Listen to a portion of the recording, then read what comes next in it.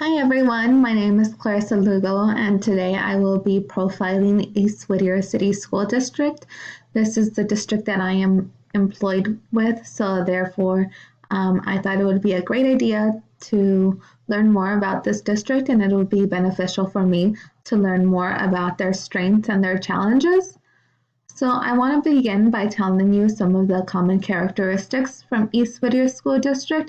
It's a very small district. This district has 13 different school sites.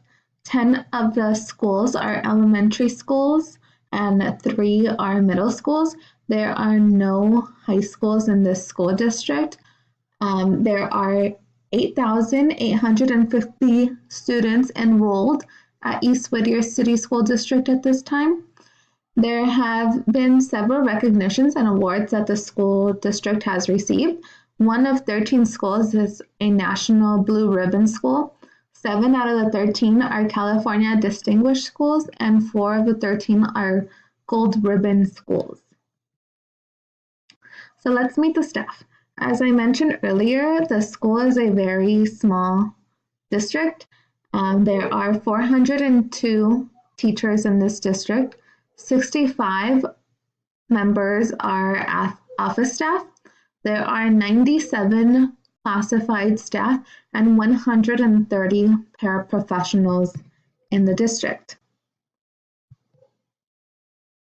This here is a chart that displays the number of students for each teacher in the district. So the blue bars represent the county and the orange bars represent the district. As you guys can see, over the years, the orange bars have gone up. Therefore, there are more students per teachers. So in 2016-2017, it was around 23 students per one teacher. And this can be because it's a very small district with limited teachers. So a major defining characteristic is the district's mission statement. So in the mission statement, they state that it is a progressive community united in learning. It is to empower students so that each actualizes his or her unique potential and responsibility, contributes to a global society through a system distinguished by rigorous academics, innovative use of technology, creative exploration, and nurturing learning experiences. And as a district employee, I can honestly say that the school district does abide by this statement. They have pushed towards using more technology and just better nurturing learning experiences by more hands-on learning. And this can definitely be seen by their motto that they have right now. So this year, the motto is opening the door to every child's future. So at East Whittier, they are preparing their students to be 21st century citizens by teaching them the 5 essential skills. So these are the 5 C's, which are communication, collaboration, creativity, critical thinking, and community. These skills will open the door to students' futures, careers, and other important areas of their lives. Okay, so what are the demographic compositions of the district? So the district serves students on the eastern side of Whittier City. So the median income is $65,308 per family. There are 5 schools in the district that are categorized as Title I schools. This means that it's a lot more financially challenged. The ethnic compositions of Whittier is approximately 64.6% who are white, 28.3% of those are non-Hispanic white, and the other 36.3% are white Hispanics. Then there is also 1.3% that are African American, 1.3% Native Americans, 3.8% Asians, 0.1% are Pacific Islanders, and then 24.4% from other races and ethnicities, and 4.4% from 2 or more races. So the Hispanic and Latino population is approximately 65.7% when combined with the others. This is a very diverse community in Whittier. So therefore, the students enrolled in this district come from various backgrounds. Here is a chart that displays the number of students enrolled by their race and ethnicity. So the blue that you guys can see is a Hispanic or Latino. There's predominantly Hispanics and Latinos in this district. There is also a larger percent that is white. And then there are also American or Alaskan Native Americans, and then Filipinos, Pacific Islanders, Asian, African Americans, and then the 2 or more races, which are very slight. Because this is a diverse community, there are a lot of English learners. Over the years, we can see that English learners have declined.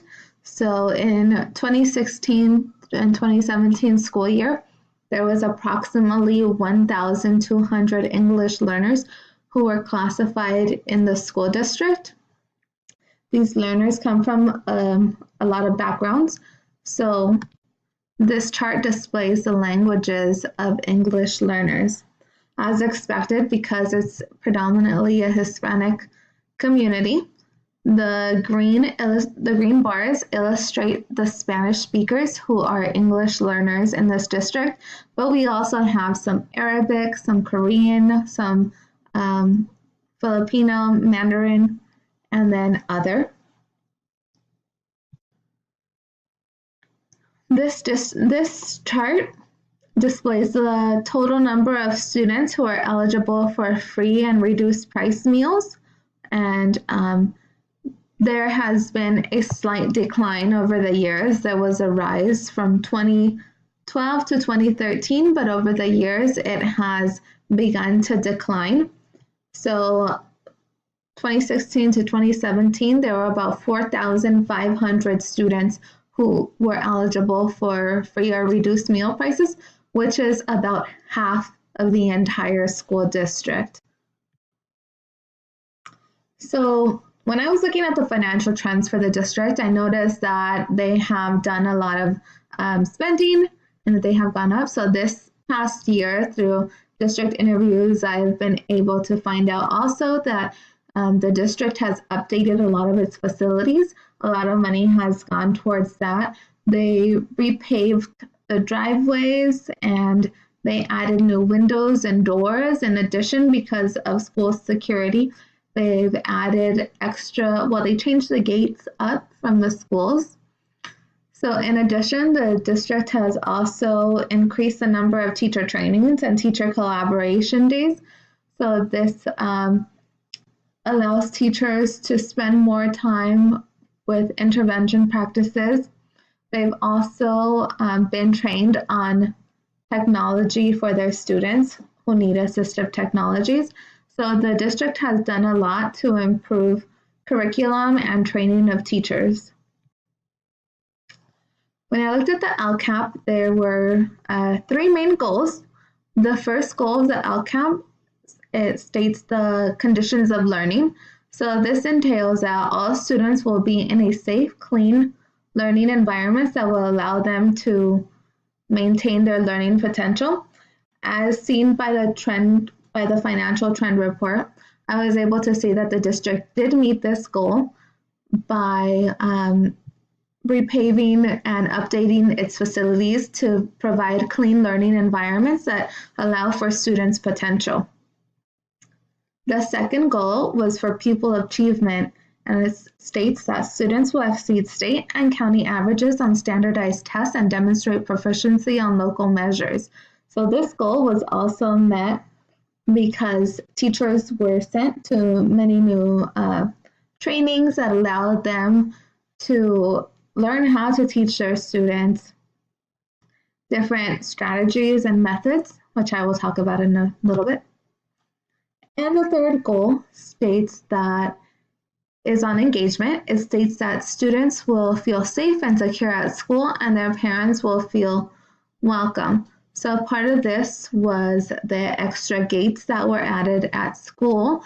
Their parents are welcome, especially a lot of the English learner parents. The district hosts meetings and trainings for parents who speak a different language. These trainings are to support parents in assisting their child doing their homework, and it teaches parents strategies on how to better accommodate their students. There have been many recent changes this year. Last year, the school district welcomed a new superintendent. With that, there also came instructional coaches. These coaches support the teachers in the areas of ELA and math. The instructional coaches are there to provide support to the teachers and to teach them new instructional strategies. The district also started the implementation of the 5 C's that I spoke about earlier. The district also brought thinking maps into all schools, and these thinking maps allow students to brainstorm ideas in graphic organizers. These thinking maps can be used for any subject. Teachers use them a lot for English and for math. And there was also security added at school by adding the extra gates. Some of the strengths of this school district is that they have an achievement in ELA. The district maintained its above level 13 points. 58% of students exceeded grade level standards in ELA. There was a 5.4 point growth in mathematics, and English learners were supported by intervention programs. So here we can see the CASP results. About 75% met the goals, and then there was also students who exceeded grade level expectations. This one here also demonstrates the math. The math was a little bit lower, but we can see that most students met their grade level expectations. The school district faces many challenges, one of them being that suspensions have increased 0.7%. And this may be because the district lacks a behavior matrix. Discipline throughout the school districts are not consistent, this meaning that they vary from site to site. Certain groups of students, such as special ed and English learners, are not meeting the state standards in ELA and math on their CASP test. Finally, some recommendations for their strengths is just to keep working on their teacher trainings and keep providing support. The thinking maps have proven to be effective. Technology implementation, so one-to-one in the classrooms, and intervention support for struggling students. Ways to address some of the challenges is to implement PBIS. Also to provide a suspension matrix, this meaning set up a checklist maybe on what's for suspension and what's not. And then staff development days for English learners. So help the staff gain strategies for teaching their English learning students, since there is a lot of them. And then just response to intervention, try to target students sooner. Okay, and lastly, these are the references that I use for my presentation. Thank you.